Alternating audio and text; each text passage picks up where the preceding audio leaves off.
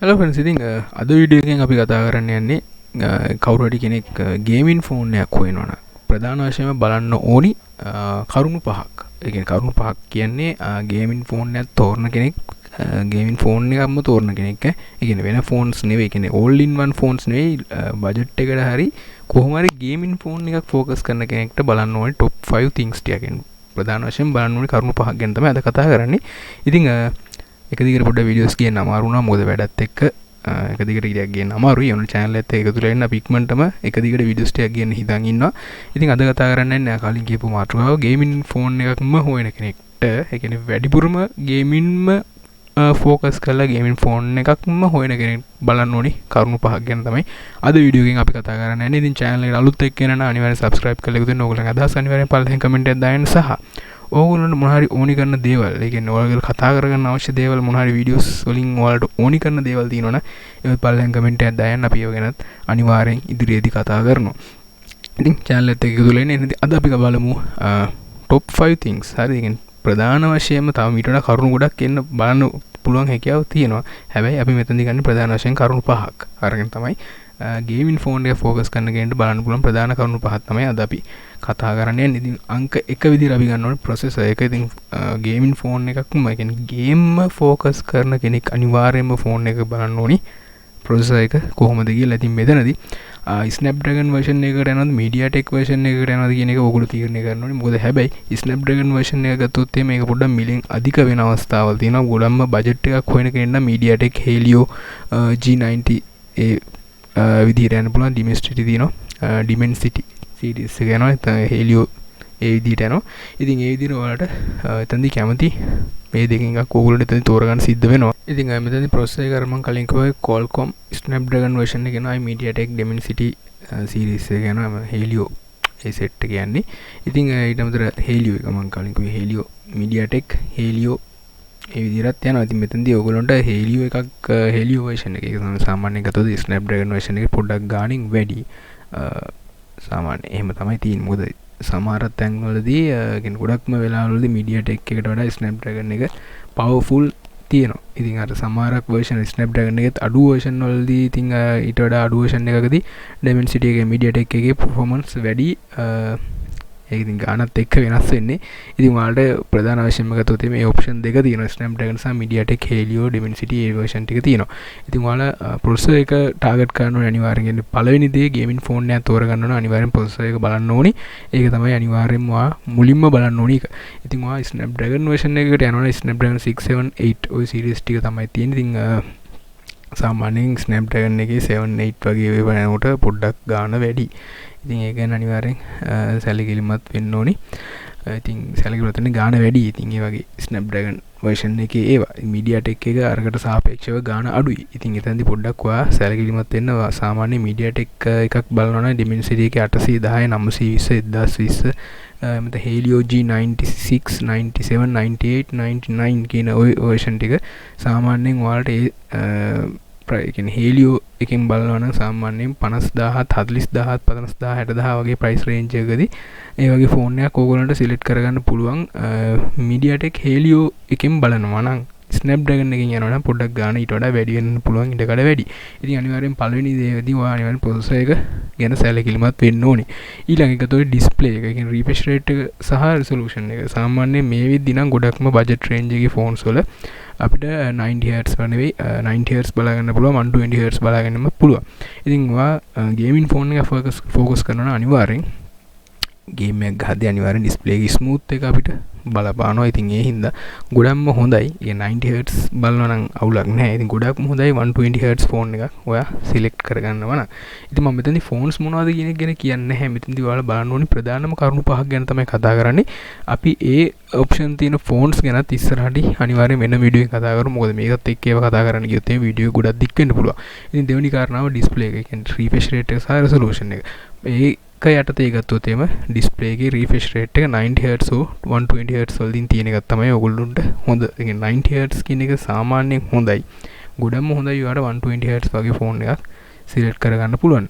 ඒ වගේම full HD තියෙන්න ඕනේ. ඉතින් resolution එක සාමාන්‍යයෙන් budget range එකේ නම් full HD වගේ එකක් ගන්න ටිකක් අමාරු වෙයි.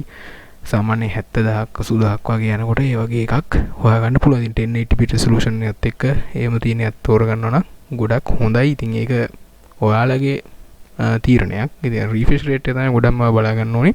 අර පින්තූර වල quality හොඳට ඔයාලා බලා ගන්න ඕන. display එකේ type එක වගේම full HD resolution ඒව ටික ගැනත් සැලකිලිමත් වෙන්න ඕනේ.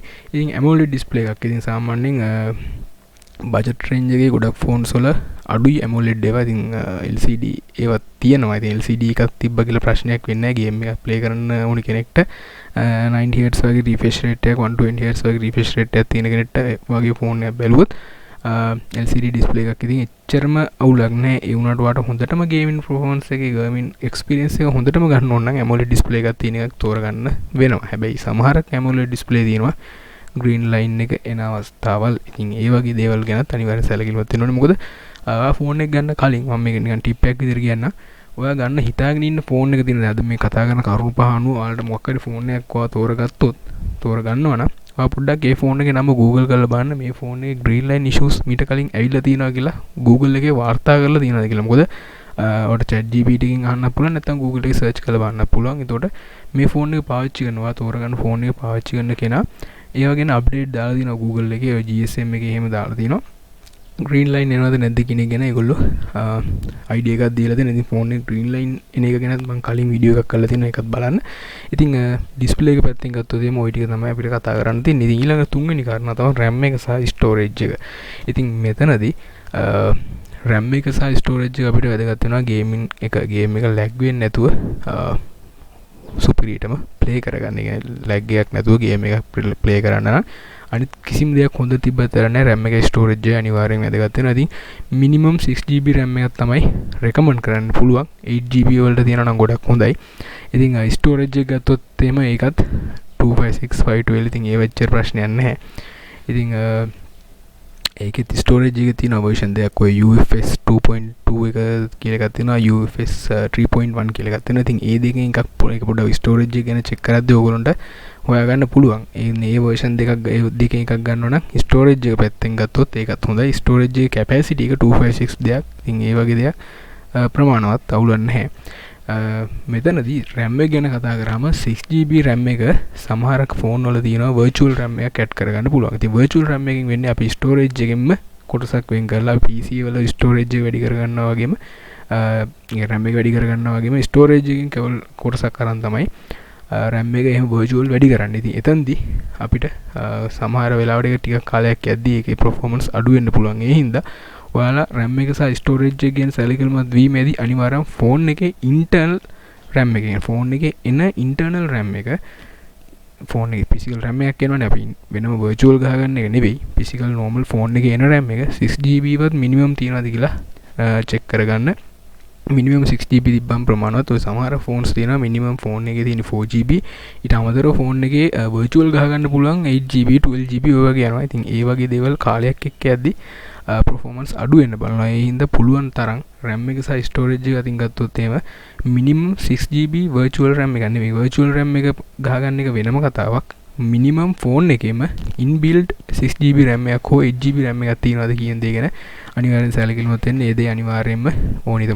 minimum 6GB තිබ්බහම පොඩ්ඩක් lag එකක් නැතුව අපිට phone එකේ game එකක් play කරගන්න පුළුවන්.